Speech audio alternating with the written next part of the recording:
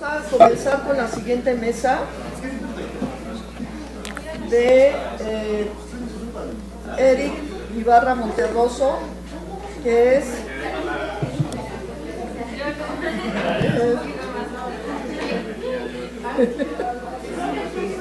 es que ya vamos a empezar. Sí. Es Eric Ibarra Monterroso y es la crítica moderada de Leonardo Levanto.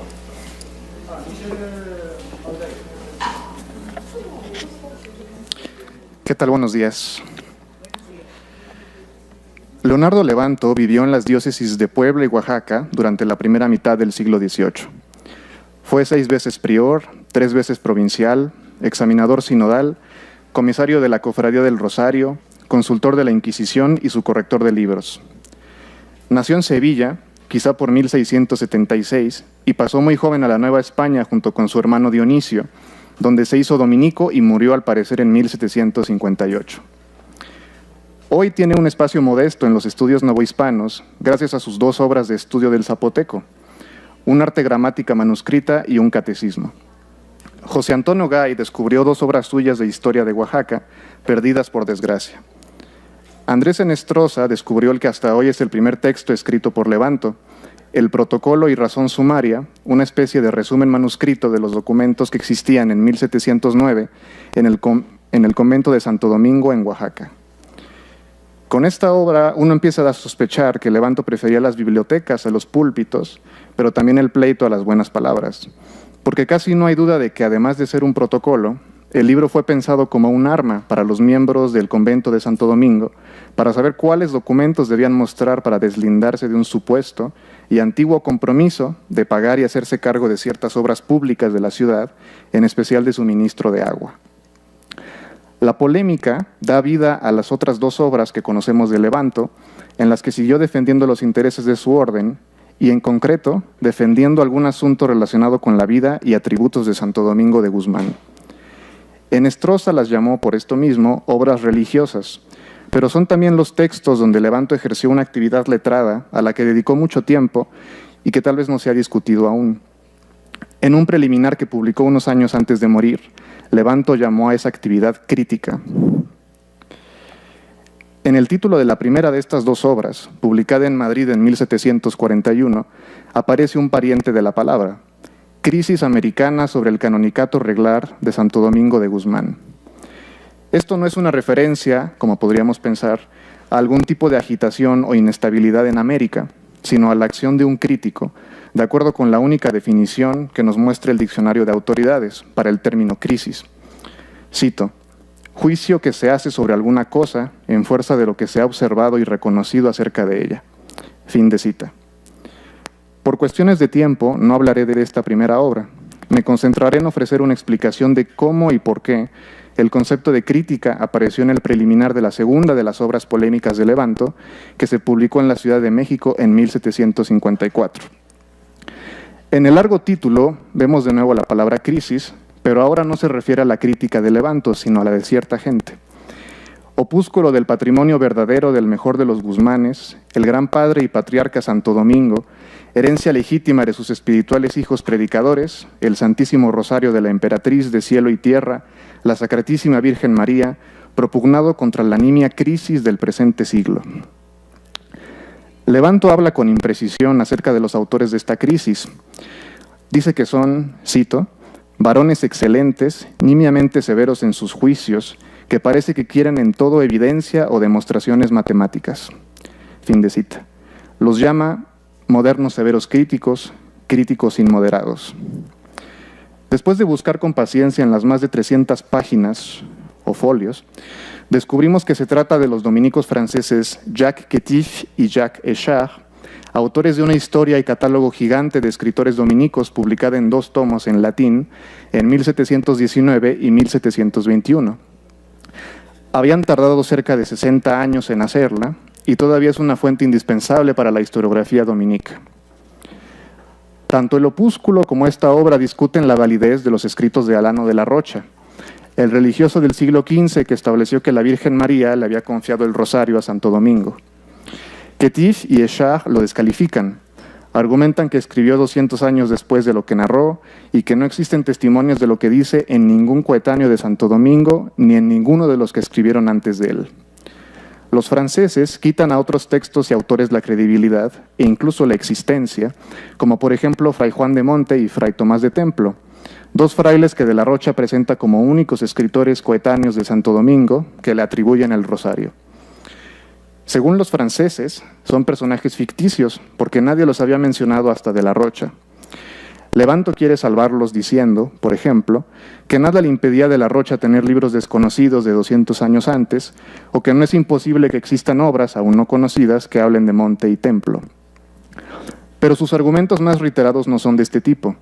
Provienen de otros principios que construyen al opúsculo, un drama familiar escrito por un hijo espiritual en defensa de la herencia de su gran padre, dirigido contra las opiniones aberrantes de un siglo entero, expuestas por hermanos. Los pareceres, esto no lo mencioné porque, sí dije que Tifi y Shag eran dominicos también, ¿no? Por eso son hermanos. Los pareceres del opúsculo casi se dedican por completo a elogiarlo con figuras exuberantes, donde cada cosa es grande, innumerable, de nunca acabar. Después de ellas aparece el proemio que Levanto convirtió en un pequeño momento de exposición teórica sobre la crítica, un concepto que entra desde las primeras palabras. Cito: entre las reglas que usa y de que se vale y aprovecha la facultad utilísima que llaman comúnmente crítica, que tanto se practica en esta era y se ocupa en examinar y censurar hechos antiguos, historias y tradiciones para aprobarlas o reprobarlas, la más principal y más necesaria es que la crítica sea templada, sobria y moderada. Fin de cita. Las ideas de este párrafo nunca abandonan el proemio gracias a las citas y referencias de renacentistas, de Horacio, de la Biblia, de otros dominicos, de Erasmo y de medievales. Todos van componiendo, en unas 9 páginas, una especie de tema y variaciones en torno a la moderación. Por ejemplo, vemos decir a Horacio en latín que, cito, hay una medida en las cosas, hay finalmente límites precisos más allá y antes de los cuales no puede quedarse lo recto. Fin de cita. O a San Pablo, que es necesario, cito, no saber de más de lo que conviene saber, sino saber hasta la sobriedad. Fin de cita. Pero Levanto no solo amontona citas, sino que traduce una y otra vez del latín al español y se mantiene así por varios párrafos, como si su voz hiciera todo para evitar enunciar por sí misma. Cito. Voy a traducir el latín de esta y de las citas que vienen. Cuán perniciosa sea la nimia e inmoderada crítica, nos lo enseña el Espíritu Santo en pluma de Salomón en un simbólico proverbio. Quien vehementemente se suena, saca sangre, y quien provoca iras, produce discordias. El que vehementemente las narices limpia, saca sangre de fuerza, y quien provoca riñas, causa discordias. Ilustras este divino proverbio con la versión de nuestro doctísimo Malvenda, que vierte: quien se suena la nariz hará salir litigio, tensión, riña, conflicto. El que demasiadamente limpia las narices causará pleitos, contiendas, riñas, rencillas. Fin de cita. La primera vez que los intentos de alienación de Levanto saltan a la vista es al principio. El párrafo inicial tiene una referencia al margen que indica que la fuente de aquella regla sobre la moderación era un libro guía para críticos historiográficos publicado en 1733 por el dominico español Jacinto Segura. Después de copiar la regla en cursivas, Levanto la explica en sus propios términos, pero de inmediato atribuye su propia explicación a otro. Al final del proemio, dice que su libro está lleno de autoridades en latín e incluso explica cómo y por qué las usó. Cito: para dar autoridad, para que se vea claro lo que narran y sienten los autores, para que no pierdan las autoridades su eficacia, vigor y energía que ellas tienen escritas en el idioma en que las escribieron. Fin de cita.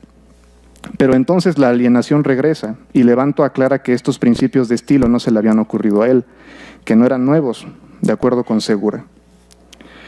Lo que esto nos muestra es que el proemio, además de exponer preceptos sobre lo que llamó crítica moderada, quiso ser una prueba de las ideas que sostenían ese concepto. ¿De qué idea se trataba? El orden de las citas hace creer que el tema que se repite y reformula es la regla de Segura, pero poner a un contemporáneo como origen de esas ideas habría sido incoherente, porque el conflicto que construye la crítica moderada es el pasado y lo, cito, nimiamente severo de la era presente. Fin de cita. El proemio combate su tiempo con voces de ese pasado en su forma pura, pero la antigüedad era al mismo tiempo el conjunto inmenso de voces que durante muchísimos años habían defendido las mismas cosas. Si tantas voces habían dicho lo mismo a lo largo de tanto tiempo, no era extraño pensar que era solo una. Por eso el autor del Principio, que respaldaba la crítica moderada, cuyo fundamento era criticar sin entrometerse con lo dicho, sino con lo que se acabara de decir, no podía ser un contemporáneo, ni siquiera un antiguo, sino el único que podía rebasar el tiempo, el Espíritu Santo, que había hablado en la pluma de Salomón en aquel proverbio que Levanto puso en latín en la primera página. Quien vehementemente se suena, saca sangre, y quien provoca iras, produce discordias. Segura era otro Salomón, y el proverbio de Levanto quería ser el eco más reciente del momento lejano en que Dios había revelado a la humanidad la facultad de la crítica, mediante la metáfora de sonarse la nariz, y bajo una condición revelada, según Levanto, en otro proverbio: no traspases los términos antiguos que pusieron tus padres. Estas ideas explican el argumento más reiterado de Levanto para los franceses. ¿Cómo dejar que los escritos de Alano, que han sido, cito, estimados, venerados y seguidos de innumerables varones doctísimos, discretísimos y amadores de la verdad, sean difamados por unos pocos que, dejándolos a todos, han seguido su propio ingenio, su delicadísimo gusto? Fin de cita. Tal vez Levanto tenía muy presente que era imposible borrarse por completo de su obra, que debía quedar algún rastro suyo y que no había ningún problema con eso mientras no inventara nada nuevo que desacreditara las tradiciones. Esto implica dos puntos. Primero, que había novedades que Levanto estaba dispuesto a admitir, y luego que desde nuestra perspectiva podría haber hecho mucho más por enajenarse, pero que por alguna razón no lo hizo. Algunas novedades eran casi inevitables, como ser contaminado por el tiempo. Levanto no vivió en la eternidad de los medievales, donde los libros tardaban mucho en salir o no salían nunca y solo eran leídos en monasterios. Vivía en la dinámica de los modernos, que transformaba sin remedio los debates letrados en movimiento y actualidad. Vivía en otro mundo, además de la Nueva España, uno de los más modernos que se podían imaginar, la República de las Letras, que fue su razón de fondo para publicar sus dos obras polémicas. Como pretendía evadir las novedades relacionadas con la crítica, como se le entendía en los círculos más vanguardistas en Europa, es decir, el cuestionamiento que subordinaba casi todo a las conclusiones de la razón, no tuvo problema en presentarse como el primer hispanoamericano en defender los derechos de Santo Domingo sobre el rosario en la República Literaria. Además, su opúsculo se imprimió en México, y eso lo convertía no solo en participante, sino en propagador de esa república. Levanto nos da a entender que abrigaba esperanzas de que la dinámica moderna haría que su texto fuera leído en Europa. Cito: yo, el más mínimo de todos cuantos se hallan en este nuevo mundo, quiero en este opúsculo dar a entender que en estas remotas tierras se venera y estima la devoción del rosario. Cierro cita. Levanto no tenía que enunciar su texto con este yo heroico y marcado que ocupó el lugar de un pronombre impersonal o plural que habría sido más congruente quizá. Puede que necesitara un texto con una voz directa, que no solo ensamblara citas, sino que condujera una serie de lecturas. Quizá no solo sabía que no podía borrarse por completo, sino que no debía hacerlo. Por eso su voz usa otras voces, pero termina enunciando. Explica y enajena, pero explica.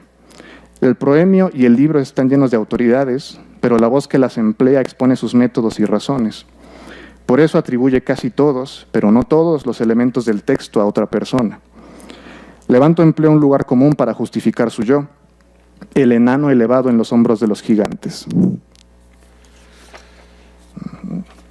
Cito: si alguno o algunos, comenzando a leer este pequeño libro, notare o notaren de audaz mi pequeñez inerudita, que presume combatir y medir sus debilísimas fuerzas con la gigante erudición de estos veteranos críticos, responderé valiéndome de unas palabras que a otro propósito dejó escritas el venerable padre maestro Fray Justino Miecoviense. El enano soy, confieso, comparado a aquellos gigantes y a aquellos insignes varones. No obstante, como los enanos elevados en los hombros de gigantes miran lejos, así yo, sostenido con la ayuda de otros varones ilustres que fueron famosos y celebraron las alabanzas de la Beata Virgen María, Trataré de disertar añadiendo la modestia de mi ingeniecito o ingeniecillo. Fin de cita. Este mismo lugar común lo había usado décadas antes Isaac Newton para expresar la innovación del conocimiento gracias a los avances de otros. Levanto la empleaba al revés. Los hombros de los gigantes no le permitían alcanzar verdades aún no conocidas, sino las olvidadas. No queda claro por qué no escribió en latín, como Ketif y Eshach y como Eguiara y Eguren al año siguiente. Quizá le habría tomado más tiempo, quizá todo se reduce a su poética entre el latín y el español. En cualquier caso, su elección fue otra de las maneras en que se declaró respetuoso de cierta modernidad, o al menos sometido. Hay una última novedad que Levanto se permitió, puede que la más involuntaria de todas. Los críticos inmoderados eran un problema que, según él, había identificado en otro tiempo el dominico Melchor Cano. Pero los críticos inmoderados nunca recibieron ese nombre hasta el proemio de Levanto, y la crítica inmoderada tuvo un proceso similar. Segura obtuvo sus preceptos de un tratado en francés que había empleado el término modeste, que remitía más al control de las pasiones. Segura hizo cambios a esta acepción. Tradujo modesta por modeste, pero insertó una cita, que aparecería después en el proemio de Levanto, del dominico Amat de Graveson, que habló de la, cito, crítica desordenada que arremete contra la religión. Fin de cita. La crítica modesta original, pensada para contrarrestar la pedantería, se convertía en la obra de Segura en una crítica opuesta a otra crítica, cito, demasiadamente severa en cosas de piedad y religión. Fin de cita. Pero esa crítica, que no había sido más que un momento en un capítulo de un libro de Graveson, todavía no había recibido el nombre de crítica inmoderada. Tampoco había sido puesta una crítica moderada y tampoco había ocupado un texto entero, aunque pequeño. Pero el concepto le debe mucho a la trayectoria letrada de Levanto, que concibió la crítica como una actividad ligada a los hechos antiguos, mientras que para el diccionario de autoridades la crítica no se relacionaba con ninguna disciplina, ni siquiera con un objeto. Era simple y abiertamente, cito, la facultad de hacer juicio y examen riguroso de obras, de escritos, obras y sujetos. Fin de cita. Pero Levanto, que desde el protocolo que descubrió en Estroza había combatido la ignorancia, a su entender, con testimonios y autoridades, en el proemio quiso tratar una actividad en abstracto, la crítica, como había tratado hechos históricos. Quiso hallar verificado el principio de moderación en todos los siglos, como si fuera un milagro que requiriera relaciones de testigos.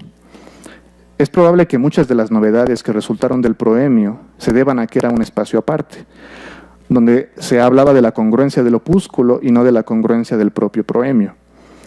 Escribir un preliminar predispuso a Levanto a hablar de su quehacer como crítico, y vale la pena señalar este término porque fue el que usó y porque es el que nos permite englobar las características de estos textos suyos, como por ejemplo la importancia del presente y no solo del pasado, ya que Levanto era muy bueno para escudriñar archivos siempre y cuando resolvieran un pleito muy actual.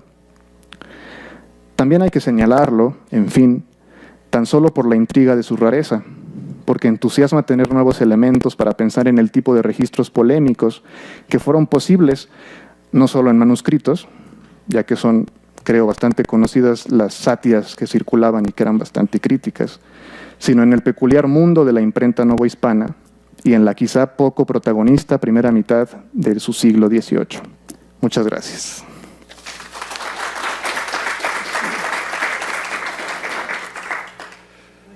Vamos a continuar esta mesa con la participación de Jordi Enrique Gutiérrez Barreto, que es el retrato femenino petrarquista en la lírica de Francisco de Terrazas. Ok. El retrato femenino petrarquista en la lírica de Francisco de Terrazas. La difusión del canzoniere de Petrarca significó una renovación en la lírica europea que se aprecia en la forma predominante del soneto y el ritmo particular provocado por su endecasílabo, en la diferente expresividad estilística lograda a través de determinados recursos retóricos, en el desarrollo de temas particulares, pero sobre todo en el tratamiento de las imágenes poéticas de las cuales se les dota de movimiento, con lo cual se refuncionaliza lo que manifiesta Horacio en su Ars Poetica, ut pictura poiesis, es decir, cual la pintura, tal es la poesía. Tomando en cuenta el petrarquismo se fue extendiendo de Italia a toda Europa, y en el caso específico de España logró una reformulación particular, y a partir de los núcleos poéticos de este lugar llegó la influencia de la Nueva España, donde había también una compleja vida literaria influida por los libros importados y los poetas visitantes. Tomando en cuenta este contexto poético, me enfocaré en este trabajo en el retrato literario de la lírica de Francisco de Terrazas, específicamente en el soneto 120 de Echad las cebras de oro ensortujado, 255 Hay basas de marfil vivo edificio, ambos pertenecientes a Flores de Varia de Poesía, así como el soneto 154, parte más principal de esta alma vuestra, localizado en el Cancionero Sevillano de Toledo, realizado a mediados del siglo XVI. Asimismo, llevaré a cabo un análisis de las imágenes que conforman el retrato femenino a través de la comparación con las descripciones del cuerpo de la dama en la poesía de Petrarca, modelo de imitación para los petrarquistas, Garcilaso de la Vega, modelo de imitación para el petrarquismo español, y Fernando de Herrera y Gutiérrez de Cetina, quien suele considerarse responsable primero de la llegada de la lírica italianista a la Nueva España en la década de 1550. De esta manera pretende encontrar las similitudes, pero sobre todo las diferencias, con la finalidad de encontrar la propuesta original de Terrazas. En este sentido, se debe tener presente que la originalidad poética en el siglo XVI era muy diferente del concepto que se tiene en la actualidad, pues en el Renacimiento la práctica poética se circunscribía a la imitatio. Esto permite comprender que la originalidad de determinado poeta, en este caso con respecto a las imágenes poéticas petrarquistas, radica en ciertos giros y connotaciones sutilmente diferentes de un imaginario poético en común. Así pues, como menciona Arnulfo Herrera, todos los elementos poéticos hallan su sentido si se las remite a la fuente que están representando, al paradigma cultural que están actualizando, en una palabra, a la ideología que suscriben. El retrato literario es uno de los recursos retóricos que tiene sus orígenes en la poesía grecolatina y que también tuvo un gran desarrollo en la lírica medieval, lo cual se atestigua por el establecimiento, explicación y normalización que aparece en las poéticas desde la Edad Media, como se aprecia, por ejemplo, en la Poética Nueva de Geoffroy de Vinsauf, escrita a principios del siglo XIII. Esto demuestra que el retrato femenino quedó configurado de forma clara como un topos literario con una estructura literaria particular, pues el modelo del retrato estrictamente medieval se edificaba sobre el principio retórico de la enumeración de las partes anatómicas en sentido descendente de la cabeza a los pies. Además, también se presentaba una serie de relaciones metafóricas fijas. Así, se tenía una configuración particular que buscaba describir cada uno de los miembros del cuerpo de una manera muy detallada, tomando como base para la descripción el cuerpo real. Por otra parte, Petrarca en el siglo XIV retomó la tradición grecolatina y medieval, sobre todo de tradición trovadoresca y stilnovista, con lo cual renovó este sistema en todos los niveles poéticos. Como explica Pilar Manero Sorella, cito, la innovación consistió esencialmente y en un principio en una reducción. Así, cuando nos acercamos a los textos, observamos que tal reducción no deja el nuevo retrato femenino fijado simplemente en el rostro. La selección operada es menos drástica, pero sí infinitamente más sutil. En realidad, el retrato estrictamente petrarquista elige en su descriptio las partes del rostro que estéticamente le interesa destacar: cabellos, ojos, frente, mejillas y boca, y renuncia precisamente para potenciar esta visión selectiva del resto de las posibilidades anatómicas.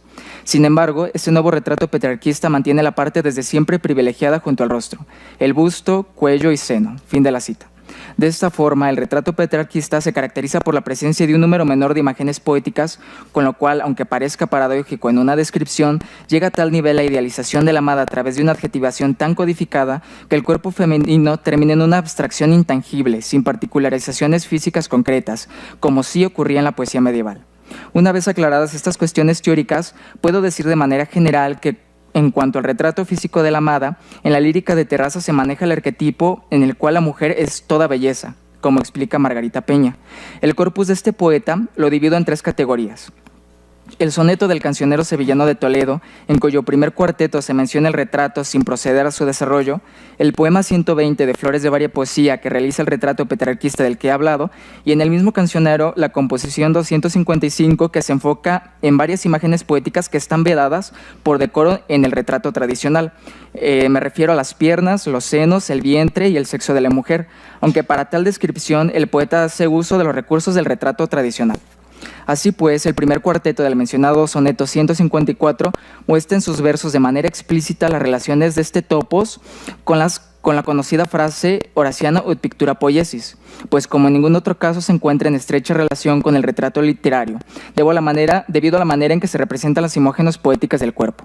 Bueno, antes del fragmento, esta imagen del cancionero de Petrarca, donde vemos la representación de Laura, y justamente las partes que no están cubiertas por la ropa son las que va a representar este retrato petrarquista, cosa que no sucedía en la lírica medieval, donde se representaban todas las partes de la mujer. Y bueno, para explicar de manera clara a qué me refiero con la renovación de imágenes poéticas respecto al movimiento, en la lírica medieval la descripción de la mujer se hacía de una manera... digamos que la adjetivación no estaba tan presente, entonces eso hacía que los retratos fueran como una especie de estatuas, o sea, como una descripción de estatuas. En cambio, en la lírica renacentista, a partir de Petrarca, empieza a haber un interés por parte del poeta en la particularización, en la adjetivación, para dotar a las imágenes de movimiento. Así, por ejemplo, en la lírica medieval puede aparecer "y los cabellos de oro de la mujer", y ahí queda. En cambio, en Petrarca y en todos los petrarquistas va a estar muy presente los cabellos desparcidos al viento, los cabellos revoloteando en el aire, etcétera. Esas particularizaciones que dan justo estas imágenes de movimiento.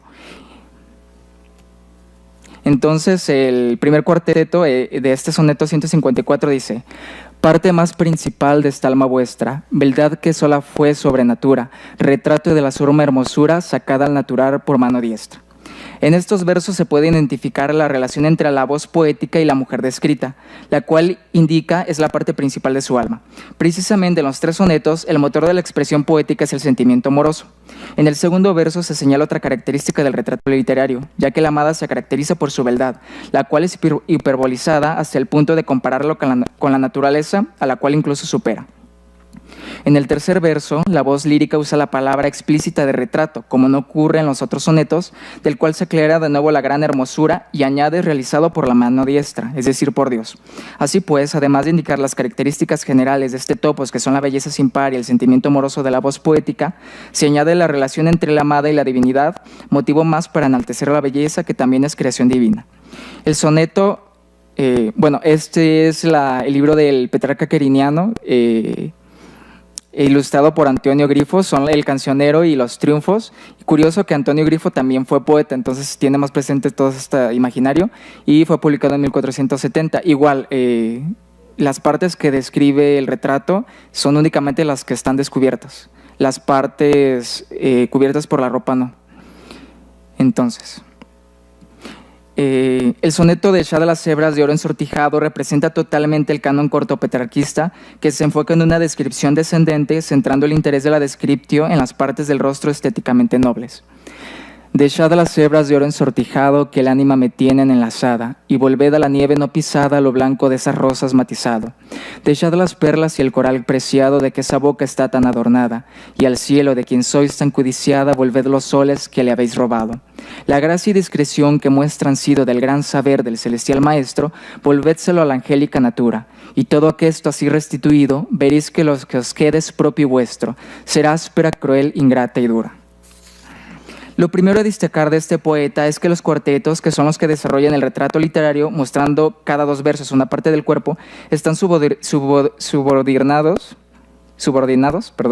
a la exhortación de Echad dirigida a la amada, por lo que desde el primer momento se encuentra un enfoque particular, atestiguado ya anteriormente, respecto al tratamiento del retrato, pues en casi todos los casos es solo una descripción y no una descripción subordinada a una exhortación, como aquí aparece. Entonces, el primer elemento, los cabellos. Los primeros versos hacen referencia a los cabellos de la amada, los cuales se metaforizan a través del oro, que es la relación más tradicional. La imagen del oro representa casi siempre la cabellera rubia de la dama. Con respecto a este simbolismo del oro, dice Arnulfo Ferrera, cito: como la corona del microcosmos, que es el cuerpo humano, la cabellera dorada es la representación de la pureza más absoluta que puede concebir la ideología renacentista. Es pues el oro el único capaz de enlazar el ánima y mantenerla con dignidad en un estado de cautiverio. El ser amado, humano y por ende mortal, adquiere de este modo simbólico un estatus de divino. La imagen, fin de la cita, la imagen precisa que quiero analizar es la de los cabellos de oro, pero indirectamente a través de los lazos de amor, redes o cadenas, dentro a veces de una alegoría mínima en torno a las ataduras amorosas. Esto ya aparecía en Petrarca, dice: dícole que yo me von del crespolacho, que sí suavemente le restringe el alma, que de humildad non da el trarmo. Esta imagen tuvo mucho éxito en la poesía española, como se muestra en Garcilaso. De los cabellos de oro fue tejida la red que fabricó mi sentimiento. Francisco de Herrera usa en uno de sus sonetos imágenes que también se encuentran en Terrazas. De estas doradas hebras fue tejida la red en que fui preso y enlazado. Terrazas se acerca mucho en este caso a la construcción de estas imágenes. Utiliza las palabras hebras tan propias de la palabra hebras tan propia de Herrera y utiliza el novedoso sintagma hebras de oro ensortijado que crean la imagen del cabello que aprisiona el ánima del amante. Enunciación realizada en presente. Dejad las hebras de oro ensortijado que el ánima me tienen enlazado. Las mejillas. La descripción de las mejillas se basa sobre todo en un juego cromático entre la blancura de la tez y lo sonrosado de los carrillos. En la lírica petrarquista la rosa alude y cubre un abanico de posibilidades que van desde la designación de la mujer amada en su totalidad a una parte específica de ella, las mejillas, por ejemplo, en virtud de su color. Además, otra de las posibilidades combinatorias que presenta la rosa, sobre todo en virtud de la mezcla de los colores, es la asociación de lo blanco con la nieve. Asimismo, la imagen de la nieve brinda la idea de una textura blanda, suave y reluciente, pero a la vez fría, como es la actitud altiva de la dama petrarquista. Esta construcción se encuentra ya en Petrarca. Ed le rose vermili fra le neve, mover d'alore discovrir laborio. O en otro de sus sonetos, o fiamma o rose sparsi in dolce falda di viva neve, in che mi specchio tergo. Asimismo, en Garcilaso está presente el juego cromático entre lo blanco y lo rojo a través de las imágenes de la rosa y la azucena, en tanto que de rosa y de azucena se muestra la color en vuestro gesto.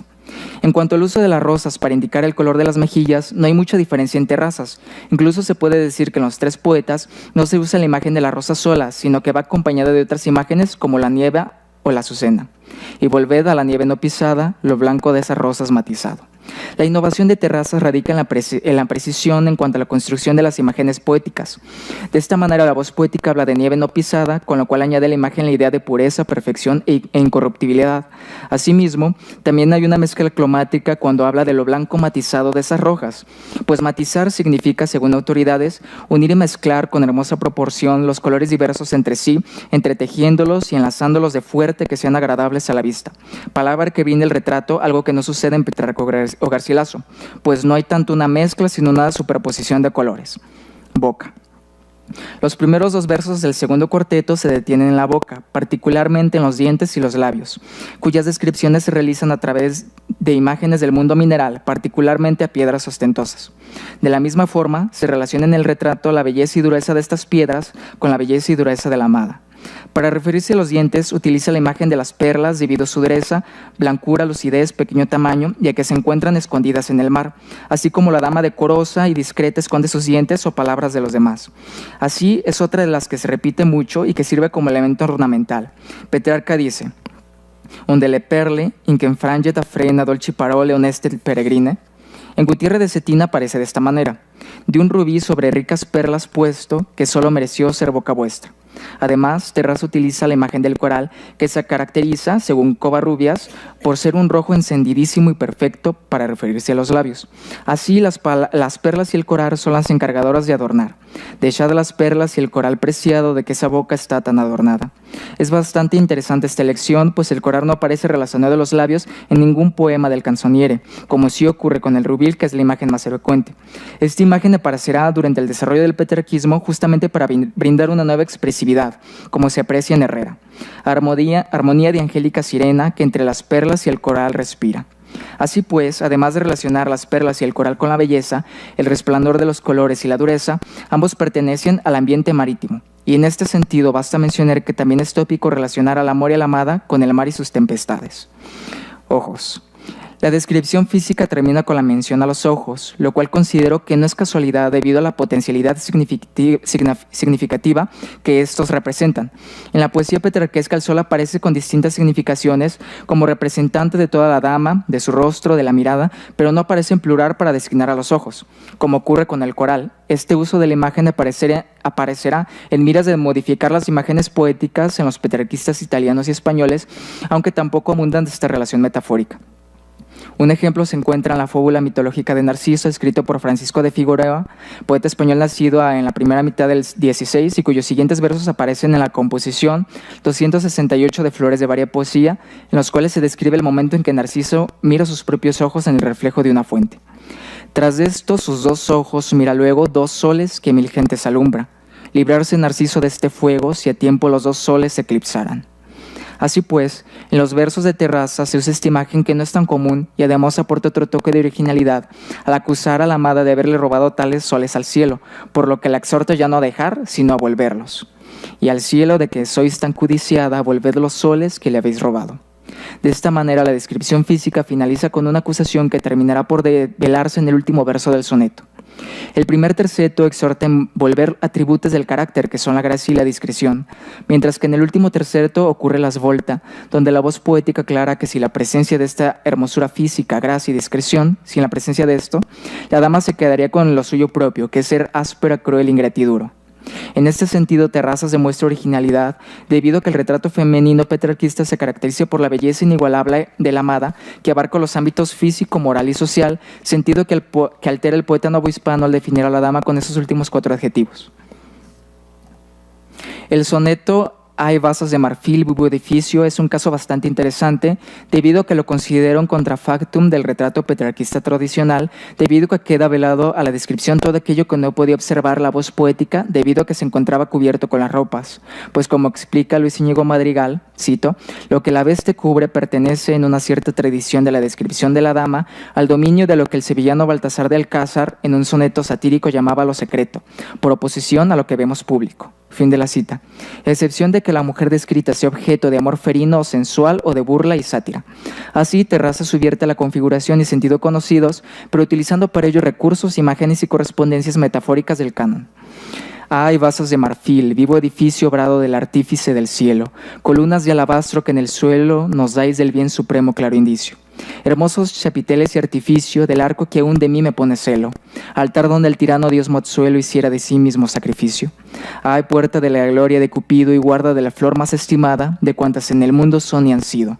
Sepamos hasta cuándo estáis cerrada y el cristalino cielo es defendido a quien jamás gustó fruta vedada. Como se observa, la primera subversión se encuentra en el desarrollo de las imágenes poéticas vedadas, es decir, las piernas, los senos, el vientre y el sexo femenino. La segunda subversión se encuentra en el dispositio del soneto, pues del primero al segundo cuarteto ocurre una descripción en movimiento ascendente para después cambiar hasta finalizar al orden descendente. Pies y piernas. Todo el primer cuarteto desarrolla la imagen de los pies y las piernas utilizando para la representación metafórica un recurso petrarquesco de la descripción del cuerpo de la amada, que consiste en relacionar el cuerpo con imágenes arquitectónicas, como se observa en los siguientes versos, donde la voz poética expresa que los muros del edificio eran de alabastro.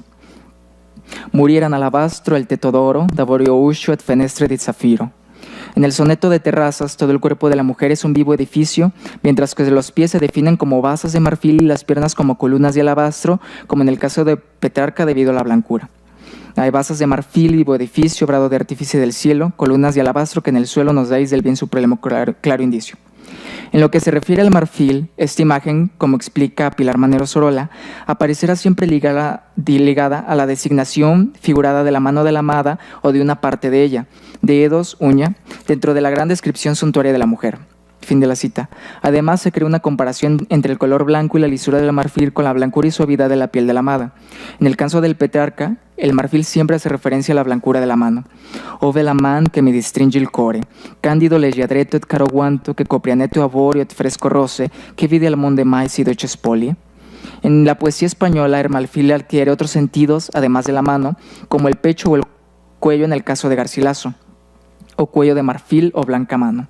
Además, este mismo poeta realiza una equiparación entre el cuerpo y la arquitectura de una edificación, pero en este caso no son columnas, sino solo una columna, representación del cuerpo, la cual sostiene la cabeza. Y dice Garcilaso, ¿a dónde están, a dónde el blanco pecho? ¿Do la columna que el dorado techo con proporción gracioso sostenía?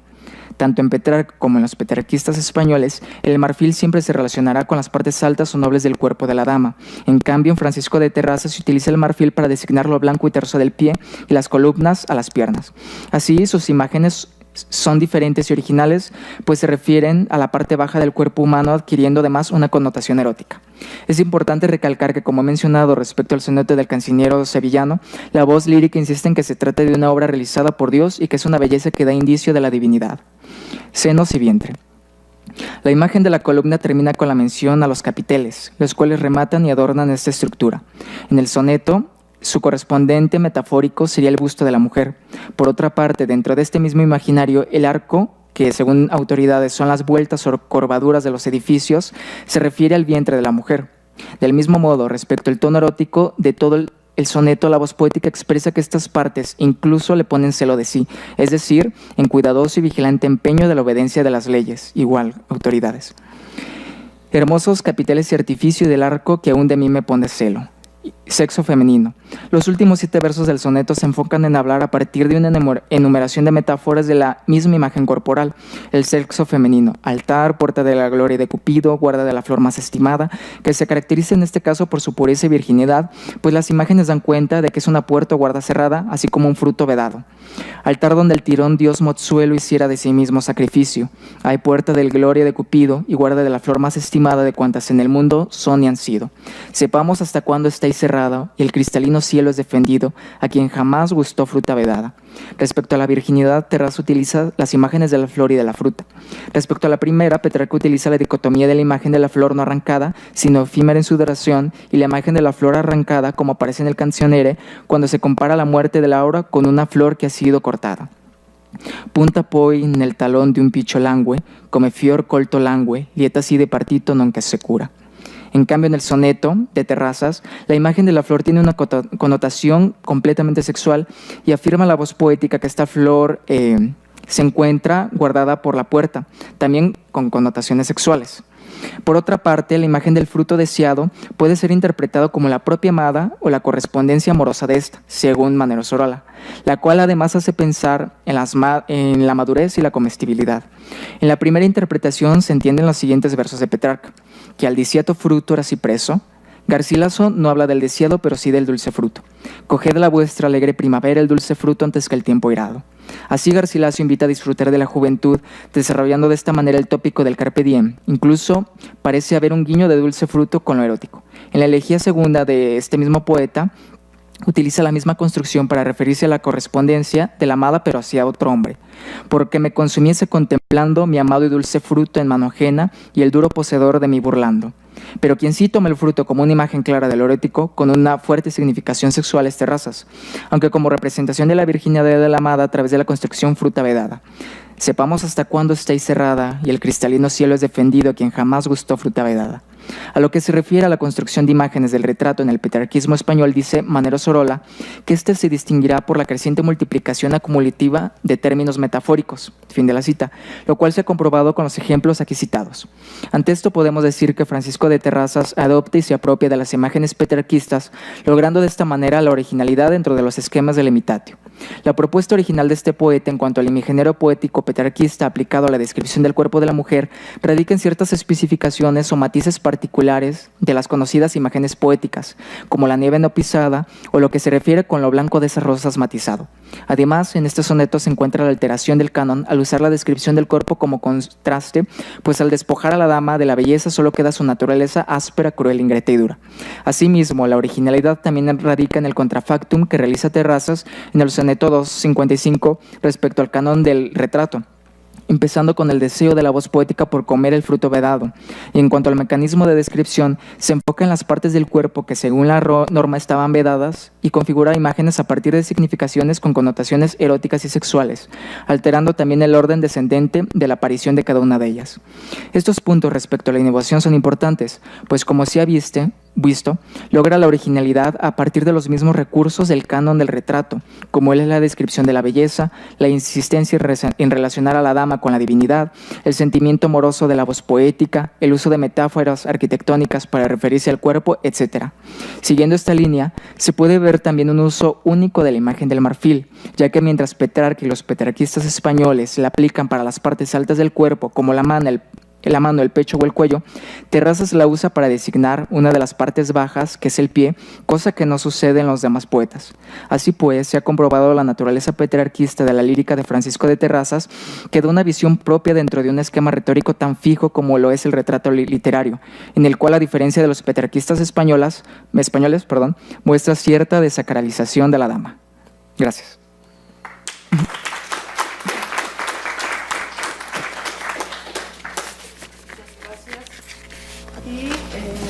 Continuamos con la ponencia de Salvador Alejandro Lira Saucedo sobre de la alegoría a la virtud de exequias reales a Carlos III en la Nueva España. Bien, buenas tardes a todos. Lo que voy a presentar es, si bien no es en sí parte de mi tesis doctoral, pues es un tema de lo que he estado más o menos trabajando, y que son pues documentos que cuando uno pues empieza a hacer su investigación pues se va encontrando en el camino y que generan pues investigaciones alternas muy interesantes, pues, ¿no? Lo titulo pues de la alegoría de la virtud, exequias reales a Carlos III en la Nueva España. Es un hecho innegable que el monarca con mayores proyecciones y estabilidad política en todo el siglo XVIII español fue Carlos III. Su gobierno, a pesar de las diferentes vicisitudes, estuvo marcado por una legitimidad política incluso en los tiempos de reforma. Las casi 3 décadas de su gobierno fueron suficientes para generar una serie de afecciones y fórmulas que cambiaron en muchos de los destinos del reino. A la muerte de Carlos III, según los mandatos establecidos desde las etiquetas de palacio de Felipe II y las adiciones de Felipe IV, se realizaron los rituales propios de actos de real sucesión. Estos son las exequias al rey fenecido y las juras al nuevo monarca en ascenso, en este caso dedicadas a Carlos IV. Los puntos claves de dichos ceremoniales, alrededor de los aparatos arquitectónicos, manifestaron el peso de toda una tradición regiopolítica en aras de dar plena condición de continuidad a la monarquía. No obstante, los rituales de transición entre Carlos III y Carlos IV manifestaron una serie de pequeños cambios en el trasluz de los aires de un nuevo devenir político y cultural. En primer lugar, las expresiones en la mayor parte de los reinos se publicaron y consideraron a las exequias y juras como parte de un mismo ritual político en su publicación, hecho que en anteriores ocasiones se separaba por la predilección de quienes albergaban en los espacios protocolarios, es decir, los cabildos de las ciudades y las iglesias principales dirigidas ya fuese por arzobispados, obispados o bien parroquias centrales de sitios prominentes.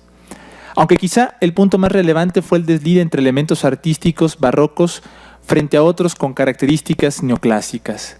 De los túmulos propuestos a Carlos III en sus reales exequias, se dieron la convivencia entre casos de obras con una amplia formulación de elaborados emblemas y en muchos casos, como el cúmulo de Santander, poemas laberintos que justo cumplían con la doble función pictura-poiesis, frente a otros túmulos desnudos de emblemas, únicamente con algunas insignias de armas, como el túmulo en Sevilla, que casi repite las armas de la Puerta de Alcalá en Madrid, bajo un gusto neoclásico.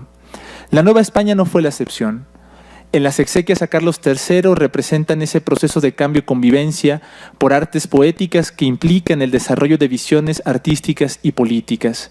No hay que olvidar que muchas de estas ciudades solemnizaron las exequias al rey con el ya estatus de sede de la intendencia, lo que dejó una serie de planteamientos diversos.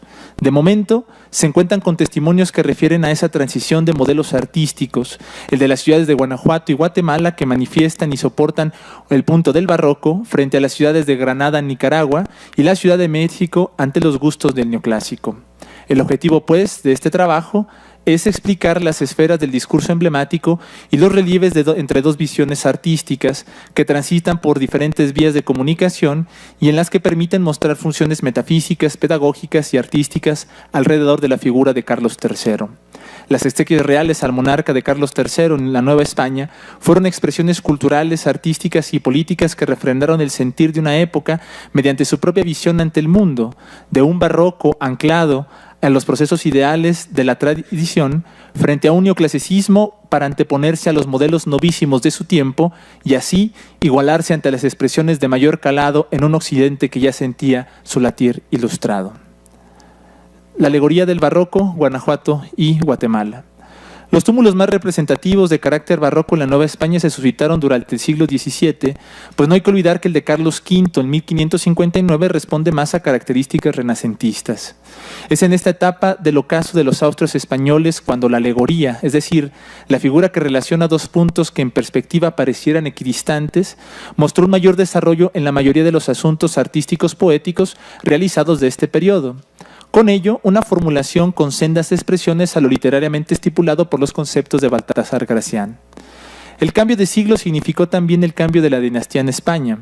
La primera etapa del arte de las fiestas de Estado mostró una continuidad de varios emblemas y símbolos con una convivencia derivados con la monarquía borbónica, la flor de lis, los astros y la axiología con San Luis, rey de Francia. Con todo ello, la emblemática, el estilo barroco siguió sopesando en la expresión incluso en el ascenso de Fernando VI, con elaborados poemas laberintos en el coloso elocuente que seguían la fórmula de la esteganografía de Juan Caramuel. El peso de esta tradición siguió vigente en varios puntos, quizá con la reelaboración de sellos, íconos o modelos propios del Estado en vigencia. En el caso de Guanajuato, capital de la intendencia con el mismo nombre a la muerte de Carlos III, se cuentan con 2 testimonios que denotan el ejercicio de esta fórmula barroca. Se trata de 2 manuscritos que se encuentran en la Biblioteca Nacional de España, de las cuales no se tiene el nombre del autor ni del transcriptor. El primero es un manuscrito de 25 fojas, verso y reverso de 21 por 15 centímetros. El segundo es otro manuscrito con los epitafios latinos y castellanos, documento de 14 fojas, verso y reverso también de 21 por 15 centímetros. Ambos con la misma calografía y tipo de hoja. El texto permite identificar que el túmulo constó de 4 cuerpos, distribuidos en el centro de la Catedral de Guanajuato. Los diferentes emblemas y epitafios refieren a las ideas clásicas del barroco, entre las virtudes teologales, la religión, la piedad, la muerte, el sueño, la ilusión y el desengaño. La construcción del emblema refiere a la fórmula establecida en De Symbolis, en los comentarios latinos de Claude Mindot a la emblemática de Alciato, retomados en la construcción del túmulo a Felipe IV por Isidro de Sariñana en el Llanto del Occidente, al considerar la existencia de 3 tipos de emblemas, físicos, morales e históricos. Estos últimos en la referencia alegórica de retomar una idea o construir una cualidad a partir de las referencias vivenciales de un sujeto ya convertido en ser trascendente. En este caso, la imagen era evidente en la formulación de un Carlos III ascendido al cielo por los hechos de gobierno. En el emblema titulado Piedad del manuscrito de Guanajuato se refiere que en el túmulo se pintó al rey por su característica devoción a la concepción inmaculada de la Madre de Dios. No hay que olvidar que es el rey Carlos III quien, al distinguir esa devoción por encima de otras naciones europeas, lo propone pues como sello específico de la orden que tiene su nombre, es decir, la orden de Carlos III hacia la Inmaculada Concepción. Como lo vemos a la mano derecha, la insignia de la orden de Carlos III, y a la izquierda el mismo Carlos vestido con esa orden. Por ello, se colocó en el túmulo una estatua de la Virgen con otras varias, con el mismo rey en acto de adorarla, en el claroscuro de una alta pirámide. De mote un texto de Marcial, Sileat Miracula Memphis, con el soneto, y cito: «Este que al cielo tanto se avecina, de mayor peso Atlante más dichoso, coronada en la frente alto coloso, del sol que a rayos ilumina. Del tercer Carlos la piedad más fina, el triunfo a celebrar a lo glorioso, que María obtiene del dragón rabioso, cuando sus pies rendido lo confina. Tus pirámides, Memphis, presuntuosa, a este mayor y sin igual portento, sede vencida, calla vergonzosa. No es de su muerte lúgubre argumento, no el cadáver sin vida aquí reposa, de su espíritu es este el monumento». Fin de la cita. También es preciso aclarar la imagen de la muerte del rey como un sol eclipsado. De este motivo emblemático se refiere una larga tradición tanto en Europa como en la Nueva España. Ya Diego Saavedra Fajardo, como lo ven en la imagen, resume el motivo en Idea de un príncipe político cristiano, mientras que en el último libro de exequias a un Austria español en la Ciudad de México tuvo este título, El sol eclipsado por Fray Andrés de San Miguel. El testimonio de Guanajuato aparece esta misma idea con una octava. En este caso se hace referencia a su posición también como antiguo rey de Nápoles, y así la pictura fue simple, la luna interponiéndose entre el brillo del sol hacia la tierra. De Octavia lo siguiente: «Parma dichosa la primera esfera, que en su aurora sol Carlos ilustra, sintió también su falta la primera, cuando en su curso de ella se alejó. Eclipse fue parcial nube ligera, que su luz no del todo le cubrió. Hoy que la tierra cubre su fanal, llora cual luna su eclipse total». Fin de la cita. En la sede de la antigua Real Audiencia de Guatemala, también intendencia, se publicó el libro Descripción de las Reales Exequias a Carlos III, dispuesta por Joaquín Vasco y Varga, quien fungió como el comisario. Los emblemas fueron compuestos por Fray Carlos Cadena de la Orden de los Predicadores e impreso por la casa de Ignacio Vetera. Tal libro consta de 26 grabados por García Aguirre, de los cuales 24 son emblemas. El segundo grabado hace una alusión o una interconexión a los emblemas de Guanajuato, lo que hace suponer que fueron marcas de Estado dispuestas en los mandatos de las exequias a Carlos III. Se trata de la tumba del rey supeditada hacia una pirámide de Menfis en razón de obelisco con punta sobre un sol que se eclipsa ante una sombra sin que eso llegue a ser un impedimento de la luz. Debajo de la tumba, un guatemalteco llorando, ofreciendo el escudo de armas de la ciudad y los corazones de los demás vasallos. A causa del terremoto ocurrido en 1779, Guatemala no pudo solemnizar sus exequias en la catedral, pues en ese momento se encontraba en restauración. Por lo tanto, el túmulo fue levantado en el veterio de Santa Rosa. El túmulo constó pues de 3 cuerpos de 11 varas, llegando hasta el techo del templo. Tuvo 514 velas, según la relación. En el primer cuerpo estuvieron 4 estatuas que representaban a Francia, Portugal, Nápoles y Parma. En el centro se colocó el cenotafio con las insignias reales, corona, cetro y estoque, según las disposiciones de etiqueta de Felipe II. En el segundo cuerpo había otras 4 estatuas figurando virtudes morales. En el centro, la muerte sentada con las insignias a sus pies a manera de trofeo. Sobre esta imagen se colocaron 2 décimas en plena consideración a la imagen de los 3 desdoblamientos barrocos que con anterioridad se habían dispuesto en el túmulo a Felipe IV de Isidro de Sariñana, como lo vemos en la imagen. En el de Carlos III decía lo siguiente: hoy, al rigor de la parca, Carlos da el último aliento, y este es el feliz momento en que su virtud le marca. Fenece este gran monarca y atenta a la religión, le ofrece por galardón de su mérito constante una corona triunfante de infinita duración. Otro emblema parecido, en el que el arzobispo de Guatemala, en representación de la religión, vence a la muerte. Con ello, por la piedad de Carlos III, su espíritu en forma de corona asciende al empirio inmóvil en el espacio de un reino mayor. Así, la proposición de 3 estados corpóreos es plena en relación a la tradición barroca. De los diversos emblemas propuestos, se emplearon muchos en relación a la tradición hermética. Están aquellos del sol dando la luz a mensaje divina, clareada por el espejo del entendimiento a los hombres. La relación es que Carlos III siempre dio luz a sus vasallos, no dejándoles solos el mensaje solar. Otro emblema con relación a Guanajuato y característico en gran parte de los túmulos fue la referencia a la Inmaculada Concepción. Aquí se colocó el corazón ardiente de Carlos III como sol, coronado por la estrella de la mañana, representativo de la Virgen, sobre el territorio guatemalteco. Con ella, la relación de la Gran Orden de Carlos III con la insignia de la Inmaculada Concepción. En otra referencia aparece Carlos III sobre un barco iluminado por la misma estrella de la mañana, en alusión a la guía de la Inmaculada Concepción en la empresa de la Armada Naval que forjó el monarca. También se dio la esfera del Rey Sol en un proceso de transición sucesoria de Carlos III a Carlos IV. Dice el soneto de este emblema: ¿por qué te ausentas, asto peregrino? ¿El ocaso caminar tus fulgores? ¿Te ocultas y nos dejas entre horrores, palpando sombras sin llenar camino? No, que tu corazón próvido y fino, previniendo de la parca los rigores, nos legó en una imagen sus amores, y otra luz soberana nos previno. Al sol de Carlos vemos sepultado, en otro sol lo vemos renacido, y del tercero el cuarto iluminado. Sola esta imagen es quien ha podido, en la muerte de un padre tan amado, a un reino consolar tan afligido. Fin de la cita. Tal intención social se dio con un emblema, con una pirámide sostenida por 2 mundos y reluciente pues por el sol. El libro de exequias de Guatemala hizo referencia al que realizó la Real Audiencia de México a María Amelia de Sajonia, Llanto de la Fama, por los comisarios José Rodríguez del Toro y Félix Venancio Malo.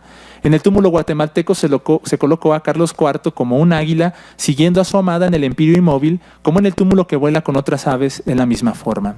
Ahora bien, es importante recalcar que el libro de exequias de Guatemala da algunos guiños en torno a la ciencia y el saber ilustrado, aunque a partir de la misma emblemática.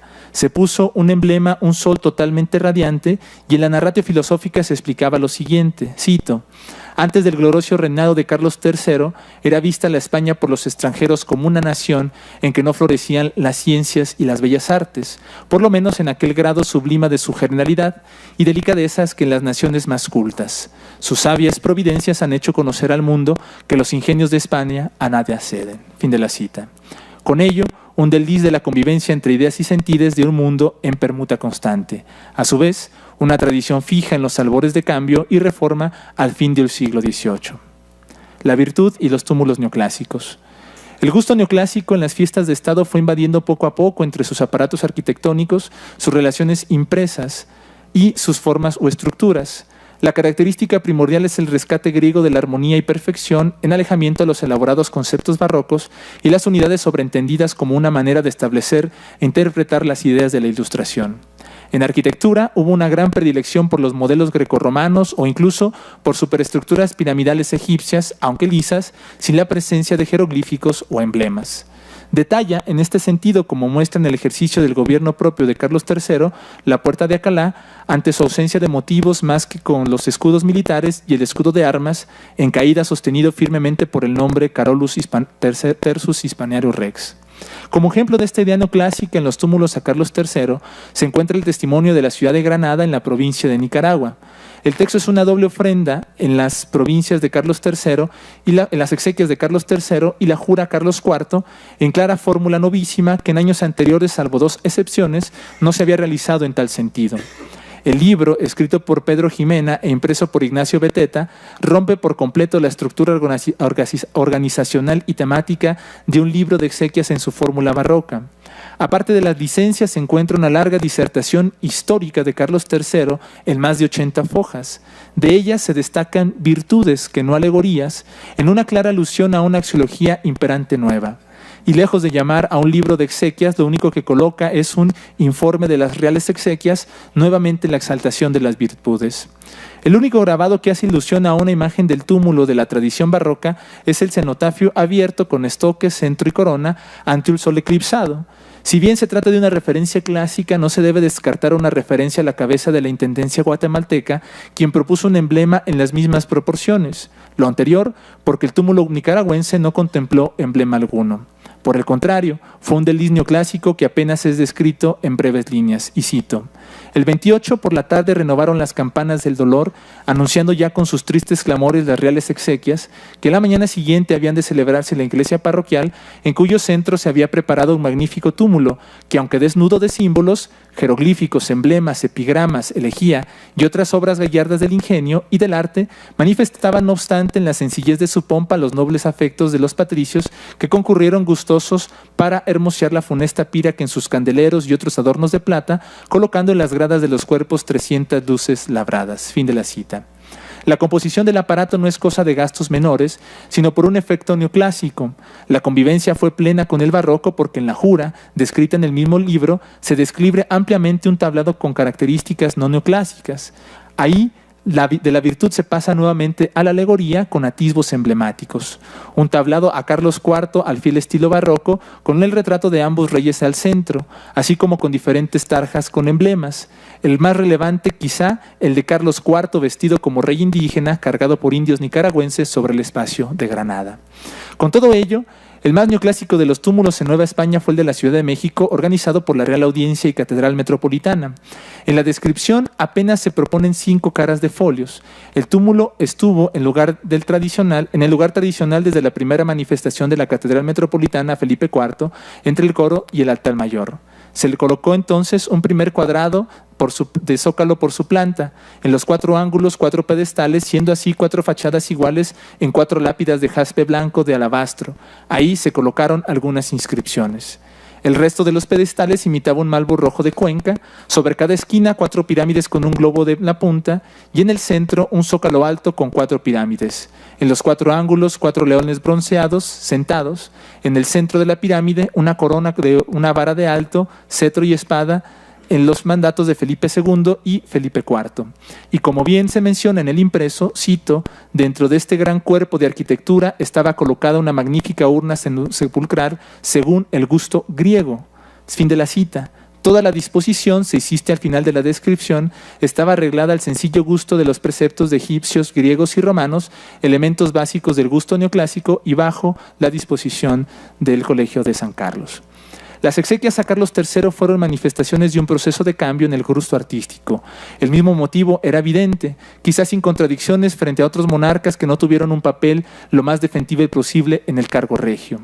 Es importante aclarar que las transformaciones no fueron a rajatabla, aunque su proceso de cambio era constante. Las subsecuentes fiestas de Estado buscarán refrendar el valor del barroco en aras de dar una impresión de continuidad ante una inestabilidad derivada de otros factores que a la postre generaron el concepto de una nueva nación. Muchas gracias.